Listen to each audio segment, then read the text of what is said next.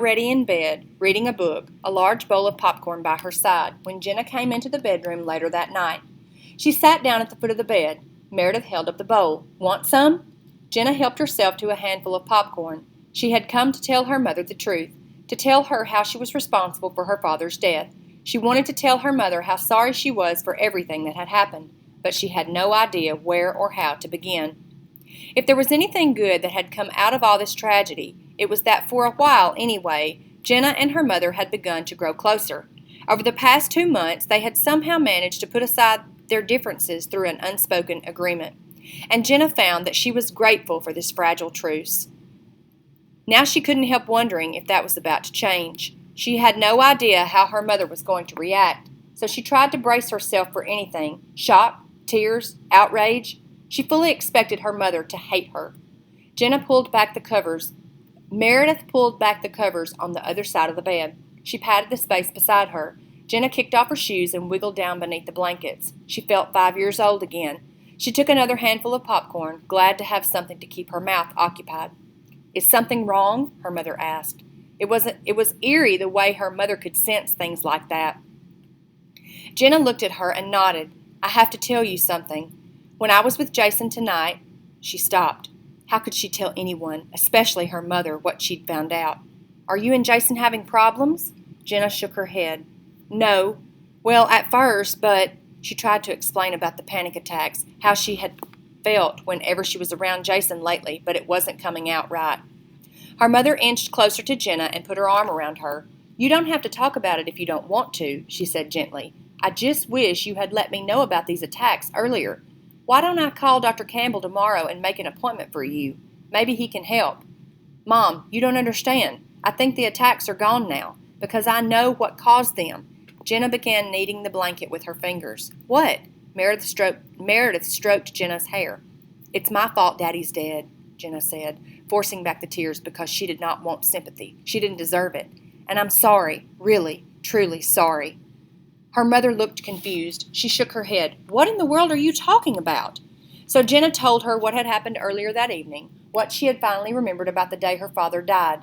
All those details she hadn't been able to remember when Chief Zielinski questioned her. Then she waited, not knowing what to expect, but her mother only folded Jenna into her arms and continued to stroke her hair. "We're a fine pair," she whispered, taking on all this blame. Jenna pulled away and looked at her mother. "We?" Meredith Ward took the bowl of popcorn and set it on the floor next to the bed.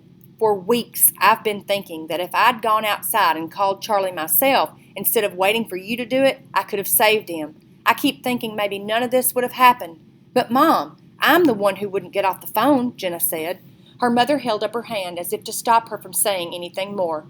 "I know what you're like when you get on the phone with your friends. It's almost impossible to get you off. I should have thought about that. I should have gone outside and called him myself." And there was that list. What if I'd never asked him to fix the roof? What if I'd hired someone to do it? What if— "Oh, Mom," Jenna sighed, "you didn't have any way of knowing what would happen, and neither did you."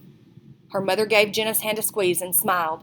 "Let's not do this, okay? Your dad loved you. I don't think he'd want either of us blaming ourselves like this. I can't help it. I can't help feeling he'd be alive if it weren't for me." "If it weren't for someone carelessly shooting off a gun," Meredith reminded her. "You didn't pull that trigger, Jen. You need to keep things in perspective. Don't punish yourself for something you had no control over." Jenna thought about the person who had pulled the trigger, the boy who had killed her father. Maybe her mother had been right the other day. That boy would have to live with what he'd done for the rest of his life, just as Jenna knew she would have to live with what she hadn't done. "It doesn't look good for him," Jenna told her mother. "Joe Sadowski, I mean." Meredith sighed. "I know. I've heard rumors that the police were at the Sadowski house last night with a search warrant. Apparently everybody in town knows about it." "Annie Rico?" "Of course." They both laughed. "Mom?" "Someone I know, a friend, told me he didn't do it." Her mother frowned. "Does this person know something she should be telling the police?"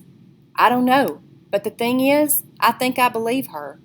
"Well, from what I've heard, most of what the police have is barely even circumstantial, so your friend may be right."